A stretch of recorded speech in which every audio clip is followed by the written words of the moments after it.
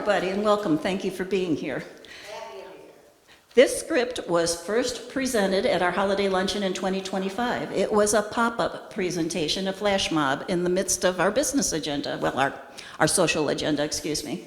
These historical vignettes were based on the archives of the Lake Forest League, based on documents that are now online at the Lake Forest History Museum, where we are tonight recording this. We owe a big thank you to our archivists, Diane Lloyd, Ann Grant, and Carol Gale, and I am Carol Russ, the still president of the League of Women Voters of Lake Forest, Lake Bluff area, and about to retire after 3 years, this time, as we have just elected a new board tonight, and we just couldn't find a time when we all could record on Zoom, so here we are tonight. We are missing Susan Garrett and Melanie Rummel, but standing here with me now are Joanne Desmond, Katie Anderson, Happy Dot, Carol Gale, Prue Beidler, and Rami Lopat. So let's begin. Bravo. Thank you. Thank you all for coming tonight to the 2026 annual meeting. The League of Women Voters was formed in 1920 in Lake Forest, nationally, when 2 suffrage organizations drafted their terms and then merged. 15 states had already ratified the proposed 19th Amendment, which said the right to vote shall not be denied on account of sex, and women were voting for the first time. The Lake Forest League of Women Voters was founded in 1926, and Lake Bluffs League organized itself in 1930. So we do have another 100-year anniversary coming in a few years. The 2 local leagues merged in 1989. As we begin the second century of Lake Forest League of Women Voters, I must speak. Joanne. I must speak. Oh, Joanne, you are not Joanne, are you? I am the spirit of league, and I have been spying on the Lake Forest League of Women Voters since it began. I've seen 100 years of history and its storied past. Listen and learn. Women should not vote. There are many reasons. The great majority of women do not want the ballot. Because men represent women in the cornfield, on the battlefield, and at the ballot box. A woman's role is in the schoolroom, at the fireside, and the cradle. Because women's suffrage will not enhance peace and harmony in the home, but in the heat of a campaign will surely bring about dissension and discord. Because women's suffrage will merely double the vote, especially the undesirable and corrupt vote in our large cities. And because the increase in the cost of elections, which is already great upon the taxpayer, is unjustified. Because the woman worker seeks rest and quietude, not political excitement. Because women can accomplish more through counseling than can be by achieving by commanding. Because in all political activity, there is constant strife and bitterness, conditions from which every normal woman shrinks. And because women have not lost faith in their fathers, their husbands, and sons who already afford them full protection. And finally, because suffrage is not a question of right or justice, suffrage is a question of policy and of expediency. And if there is no question of right or justice, there is no case for women's suffrage. Are all suffragists anti-female, anti-family, and anti-American? The voting franchise is a privilege of government, one that should only be granted to those who government sees fit. It is not a birthright. Well, that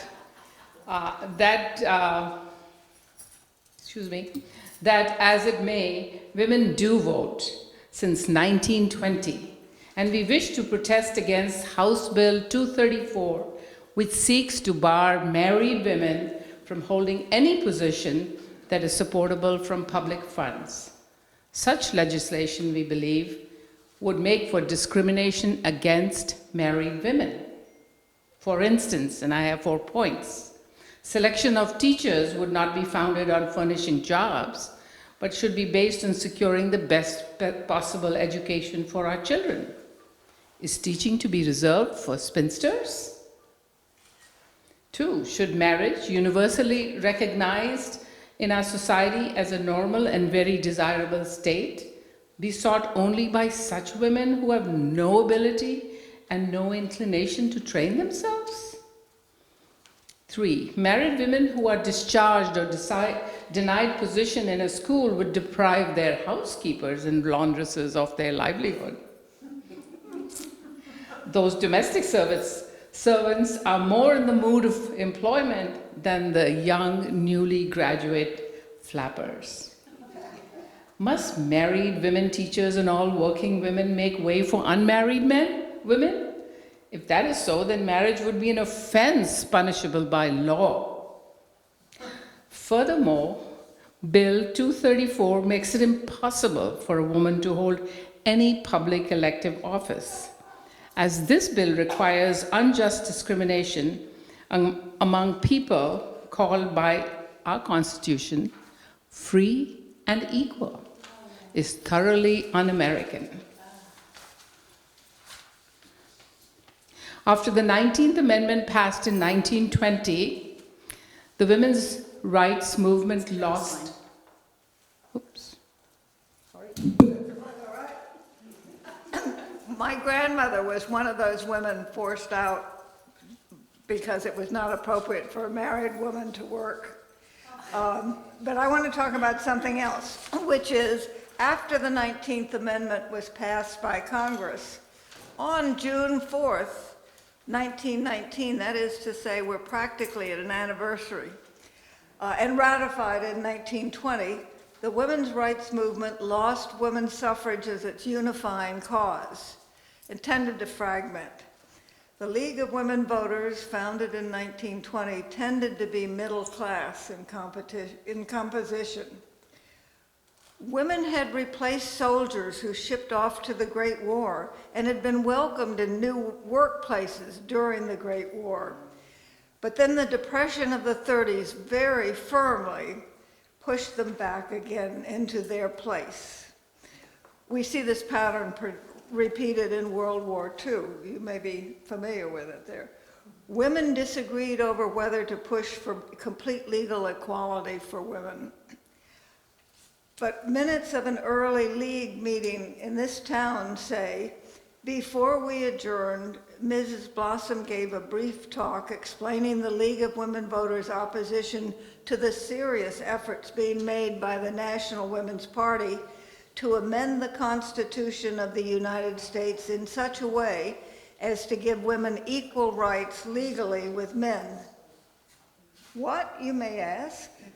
The League opposed to rights for women? It's complicated. Over time, some of the laws meant to protect women had placed her in a special class, a protected class, shielding her. Their effect was to make her work less valuable.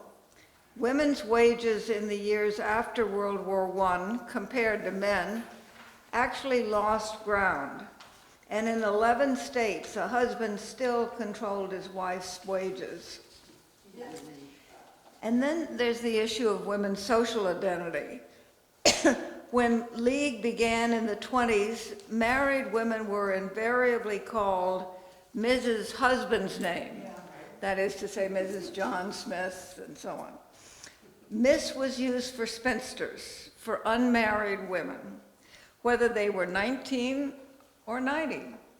The term Ms. was mercilessly mocked when it came into use in the 60s, but no less an authority than Miss Manners tells us that the 16th century title, Ms., was an abbreviation for mistress and is the respectable equivalent of Mr. or master, to be used regardless of marital status.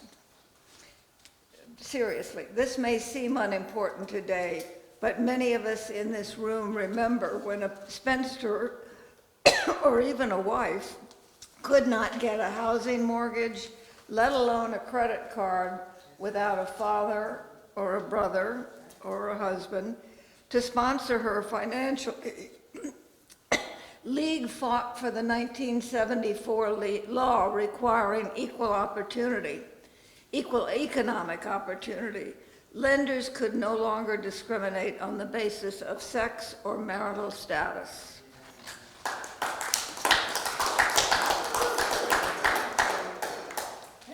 More from our minutes. Today's league meetings were very fulfilling. I'm so glad we formed our own local league. We began with a board meeting and luncheon at Mrs. Hickson's in honor of the president of the Illinois State League of Women Voters. We then had a membership meeting of our group, followed by a lovely tea. It was a day we can be proud of. Our president, Mrs. Hickson, is particularly interesting. She was treasurer of the very first board of the National League of Women Voters. She's our president now, and soon she'll be president of the League of Women Voters of Illinois.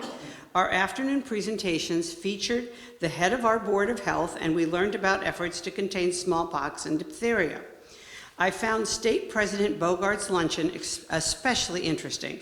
She said democracy is on the defensive against our own inertia, against the corruption of local politics, and against the general indifference to government. Educated women such as we have more power than we realize. Mrs. Bogart said the State League is cooperating wholeheartedly on the Illinois Committee for Women on Juries. She had visited many leagues outside of Chicago and suggested that since Lake Forest is so well governed that fortunately we can find little to do here, and we might start to investigate conditions in Lake County. And the tea was particularly delightful.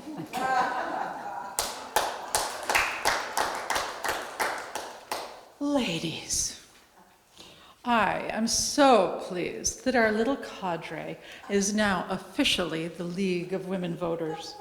The Illinois State Convention was a revelation to me. We had visits to the county hospital in Poor Farm and to the hospital for the insane. The full day of conferences included Miss Hazard, who spoke about the Dwight Correctional Reformatory for Women. Mrs. Howard of the Illinois Federation of Business and Professional Women's Club was another speaker. She said 2 generations ago, women in business were servants, seamstresses, and teachers. But by the time of the World War, they found themselves taking the place of men. Mrs. Howard also commented that just as Columbus did not know where he was going, when he got there, he did not know where he was. And when he got back, he did not know where he had been.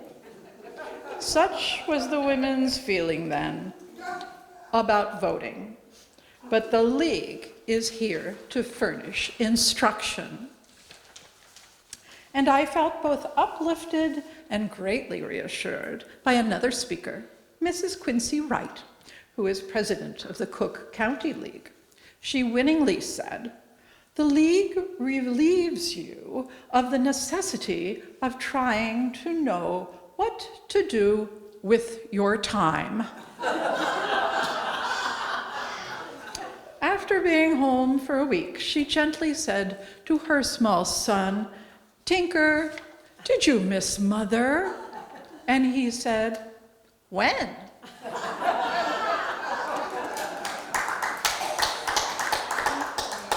Well, thank you all for those visits from the past. So let's return to the present. And as we begin a new century of League, we can be mindful of... Quiet! Uh-oh. Do you think I am done with my lessons? I am the spirit of the present. Let's talk about League today. Protecting voter rights. Oh dear. That one's a bit dicey now. What's all this talk about gutting the Voting Rights Act? Demanding ethics in government. What's this about punishing political enemies and countries?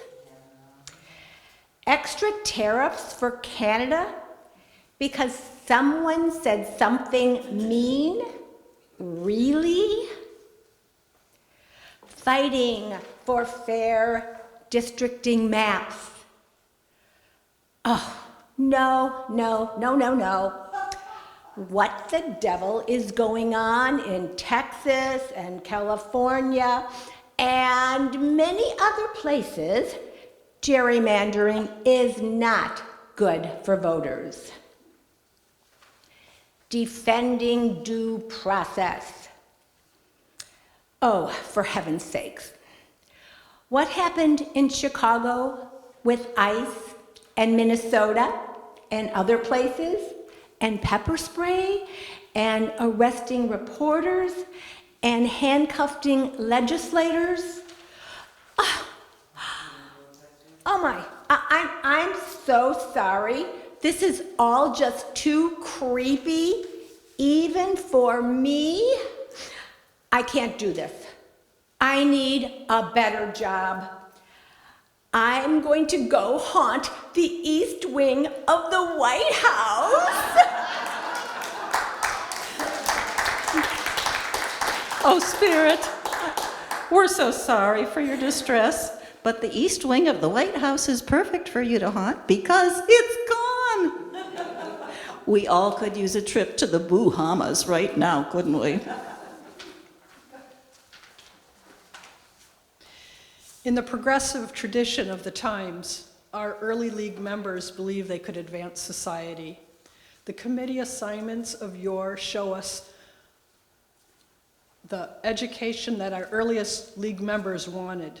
The department chairs appointed one year were listed this way in minutes: international cooperation, efficiency in government, legal status for women, finance, education, publicity, publications. And we decided not to fill the vacancies for chairmen in industry and social hygiene. The study of child welfare and living costs was dropped, but just for a few weeks. Today's study groups are more formally organized and generally aim towards successful policymaking, creating positions that provide the basis for legislative advocacy. Formal studies can be lengthy. Attention to both the pros and cons of an issue are essential to a League study. The League of a century ago also set up classes to train volunteer teachers for citizenship schools, organized institutes to study defects in our system of government, initiated Know Your Town surveys, candidate questionnaires and meetings, and nationwide Get Out the Vote campaign activities. In 1928, the National League sponsored Meet the Candidates, the very first national radio broadcast of a candidate forum. Today, voter education is still fundamental to League, including candidate forums and candidate questionnaires. Voter education is getting a huge push forward for us with Vote 411 in Illinois. We have adapted to this now national app. Our local league has already prepped for a robust online voter guide for future elections. The women in the brand new League of Women Voters diligently applied themselves, creating their own education. They were striving to be worthy of voting. The Lake Forest League added international issues to its domestic concerns too. In the early years, no issue was off limits. The topics at all levels in the early years were fulsome.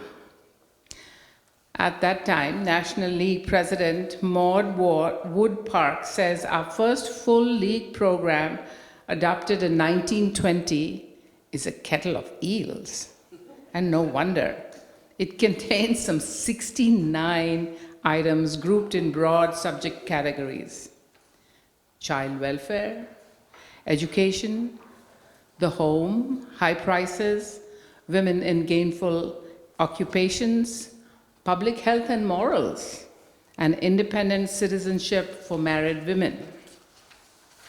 We didn't know that we couldn't be citizens if we weren't married.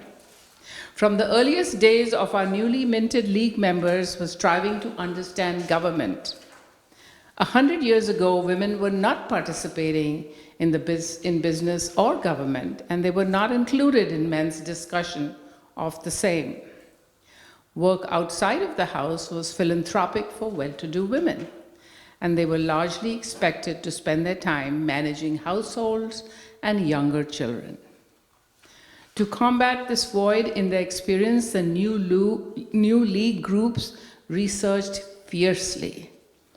Decades after the first League was formed, the minutes by Eleanor Chapman, the future Mrs. Beidler, shows us that this immersive approach was still the fashion. She wrote, quote, "We were then subjected to a quiz of 50 questions on the general purpose of the League. When this ordeal was over, we all agreed that we had learned a great deal about the organization, its methods of the League as a whole," unquote. We still have a dizzying smorgasbord of subject areas. We still see a well-informed electorate as fundamental to democracy. Today, this tradition of deep dive continues, and it is expressed most strongly in our studies. When we select a single issue to examine across the US for its relation to legislation, evaluating its pros and cons. While the study, and in quotes, study departments of the early League days were focused on fact-finding, the women also tended to their bonds. Amid the hours of research and earnest discourse, there were also the luncheons and the afternoon teas. Tea service in particular was a routine event, a time for conversation following the membership meetings. One set of minutes lists a multitude of departmental reports noting, and I quote, "It was also decided that from among the League members should be chosen a social chairman who would make all the necessary arrangements about the monthly teas," unquote, pointedly adding, and I quote, "Collecting $3 in dues required many reminders," unquote. Fortunately, our online app today collects our dues. In another tradition that continues, our board assignments, which used to be called departments, still change every year or two. This practice may seem random, but in this way, new leadership is nurtured, and fortunately, individuals rise to our needs. And I also want to say that I do think that more teas would be so very nice. So I want to take a moment to talk about Carrie Chapman Catt, who is the founder of the League of Women Voters. But she fits in the larger picture in that she represents the second generation of American women's suffrage movement, the one who realized the visions of the founding mothers, such as Susan B. Anthony and Elizabeth Cady Stanton and all of the others. Once suffrage was achieved in 1920, she turned the movement into a new organization, the League of Women Voters, choosing a title that alluded to the League of Nations, just then being founded as a vision for international harmony. Its task was, that is to say, the League of Women Voters' task was to educate women to vote wisely and to be active citizens, to secure and enlarge the space for female participation and agency in the life of our nation, and to promote honest and efficient government that worked for humane society. A Midwestern farm girl born on the eve of the Civil War, Catt was talented, competent, and ambitious. She insisted on breaking barriers because she faced many that limited women's opportunities. She had to argue long and hard with her father to be allowed to go to college. Once there, she overturned rules that restricted women, for instance, rules against women speaking in public discussions, or more specifically, participating in the debate club. In 1880, she was the first woman to graduate from the Iowa State College as a teacher, trained as a teacher. She joined suffrage campaigns in Iowa in the late 1880s and quickly established a national reputation. Catching the eye of Susan B. Anthony, she became a key leader in the suffrage movement from 1900. She kept firmly to the middle of the road. Her methods were lobbying, publicity, and educating the public. She shied away from militant or confrontational methods because she feared they would alienate supporters or provoke violence. And in fact, she did not support the huge Women's March for Suffrage in 1913 in Washington, D.C. on the eve of Woodrow Wilson's inauguration, marching down Constitution Avenue, just rows of women in white. But in fact, it did provoke violence, and they had to call out the National Guard. Her policies focused strictly on equal suffrage and citizenship. She rejected broader ideas of women's liberation that challenged traditional family structure and gender roles, but she fully embraced the notions of the progressive era, centered on the value of government efforts to create and sustain a more equitable and human society. With America's entry into World War I in 1917, where women were desperately needed to work in hospitals, factories, and to send their husbands and boys off to fight, Cat pledged that women would work hard to support the war effort, and they did. The war changed women's lives and gave them many freedoms in dress, in activities, in thought, and in opportunities. And one of these, Wilson himself changed his stance on women's suffrage as a result of this, very much her pledge and women coming through. In 1912, he had said women didn't want the vote. They weren't interested, they weren't informed. Case closed. In 1918, he switched and backed women's suffrage. And then very quickly thereafter, it was passed by Congress and then ratified by enough states by August of 1920. And Cat did a brilliant job on this. She went around, she was indefatigable, she gave speeches, she marched, she organized other people to work from the locality to work on the ground. But in 1920, even before the final ratifications, she told the National Convention of the Suffrage Movement that it was time to dissolve and to, quote, raise up a league of women voters that shall be nonpartisan and non-sectarian in character. The league's work was not to seek power, but rather to foster education in citizenship and to support appropriate legislation.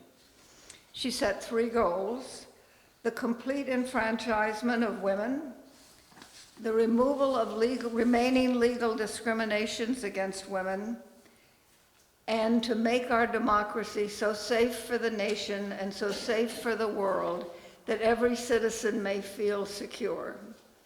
That sounded good in 1920, and much of it is what I think we'd like to carry forward in our own time. Thank you.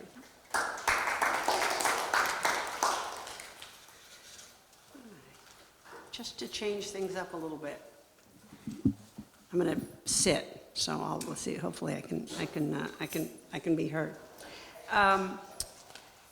Imagine my surprise in receiving an email from Diane Lloyd, who had been spending considerable time here at the League of Women Voters Archives here in the History Center. The email said the following: reading through some old notes in League of Women Voter histories, I came across a brief description of the Beidler striptease. That caught my attention. The Beidler striptease. needless to say, I read on. She said, "You may have seen this, but just in case." So this was from a program, and the archives go way back, and actually some of the archives are here, and some of them are actually, I guess, at the State League, but it's all available, and it is remarkable reading, and in some cases really remarkable. I was really flabbergasted. This is from the program of the 30th anniversary party of the Lake Forest League. Sorry, the 50th anniversary party of the Lake Forest League, held on April 12, 1976. The quote below is from the introduction to the program by Mrs. Thomas P. Carney. "We know that in squeezing 50 years into 1/2 hour, some distortion is bound to occur, and some people left out. So many things turned up that we wish we could have included. Such as Eleanor Beidler's striptease at the League of Women Voters State Convention in 1938, in a skit to emphasize the need for foreign trade." So in 1938, my mother-in-law was not, in fact, Eleanor Beidler, but which she would become in 1940. She was Eleanor Chapman. When we were talking last year about what we might do at the Christmas event, and I said, well, there's always my mother-in-law's striptease, and then we had already begun doing some archival work. A lot of people have done a lot of archival work, and I began going through some of it just to see if there was stuff. She actually was. She was secretary. She was young. She was 28 when she got started. She wasn't married, and became very active in the league. She was a secretary for a long time. I was very pleased in reading her minutes when she got a new typewriter, because there was a sticky key in the old one, and it made the minutes a little hard to read. Although before that, some people had written them in longhand, which was even harder. So, this was really a remarkable thing, because she had been the person who brought me to the league. She believed when we moved to Lake Forest, she felt this was something important in my life, and my mother had been a member in Champaign, and so it was a loop. But so, when we did this at Christmas, I'm sure some of you were there, and Melanie Rummel gave me a little ba-ba-boom to keep me going here, so I could do the official striptease. So I can't read it and do it at the same time, but let me just tell you. So remember, the objection here is to tariffs coming, and if tariffs came, what women would be losing, all right? It suggests here that they removed her scarf from China, her sweater from England, her stockings from Japan, and I don't know what else, according to the minutes. Remember, this was the State League. I don't think she knew ahead of time that she was going to do this. And in fact, there were some minutes. That was, I think, at some point, she said, there's a hole in the minutes because I was drafted to do something I hadn't expected, and so that was it. All right, if you don't do the ba-ba-boom, I can't do what I did before. All right, let me see what I'm going to start with. All right. First to go, my star from China. Next we've got my sweater from England. Ba-ba-boom, ba-ba-boom, ba-ba-boom, sweater from England. And the last, my stockings from, wait, where are they? Where are my stockings? Japan. My stockings from, they don't have single stockings, so this is, you see them strictly improvising here.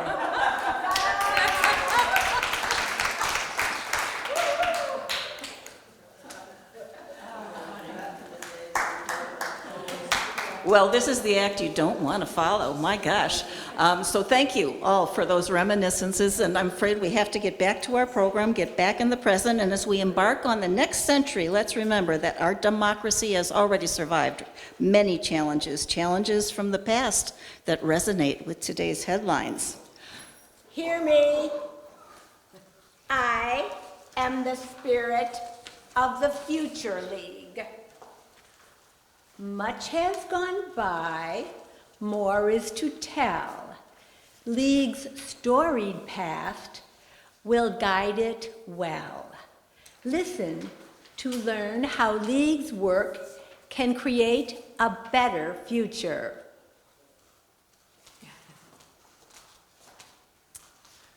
The Lake Forest League of Women Voters now has 100 years of history. What have we learned? In a brighter future, all of the League's legislative initiatives would be approved by our legislature or Congress quickly and without any changes. What more could we wish for? Well, let's ask humorist Will Rogers, who ran for president almost 100 years ago in 1928. Mr. Will Rogers had a lot of insight and some very good questions about politics. To wit, must politics be so expensive that it takes a lot of money just to be defeated? And let's figure this one out. If stupidity is what got us into this mess, then why can't it get us out? And should we be thankful that we're not getting all the government we've paid for? Let's remember that diplomats are just as essential to starting a war as soldiers are to finishing it.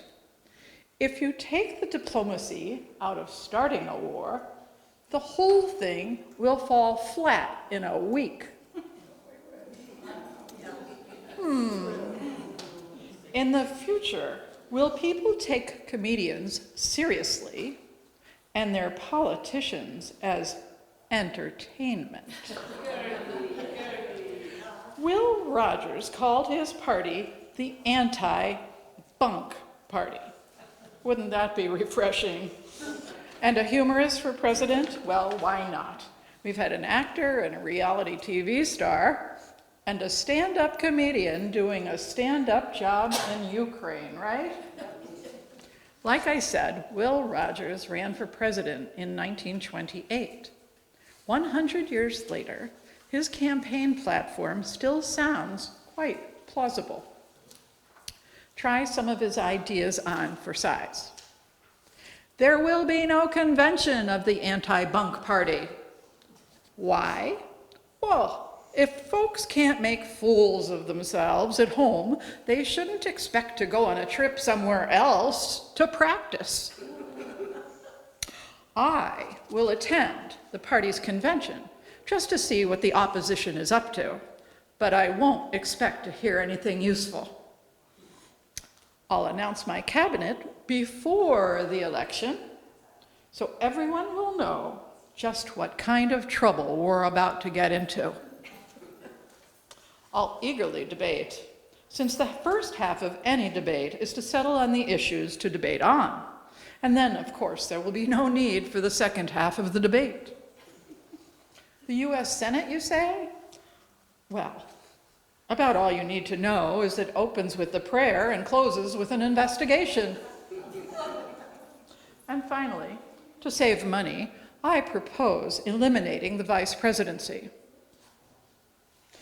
Although I note that I have appreciated Helen Keller's campaign for Charles Lindbergh as vice president for one reason.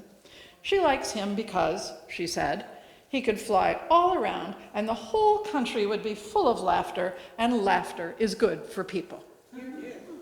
So there you go. Political humor always has some truthiness. That's why political humor is so much fun. And if the past be prologue, let's close with another timeless quote from Will Rogers. I don't make the jokes. I just watch the government and report the facts.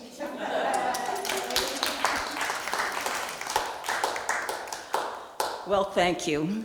Well, thank you all for being here. In closing, I'd like to say, I hope we're not still haunted here. Okay. I kind of miss our spirit. But it seems we've returned to our not-so-funny present. So, to our annual meeting. So I'd like to thank you all for being here.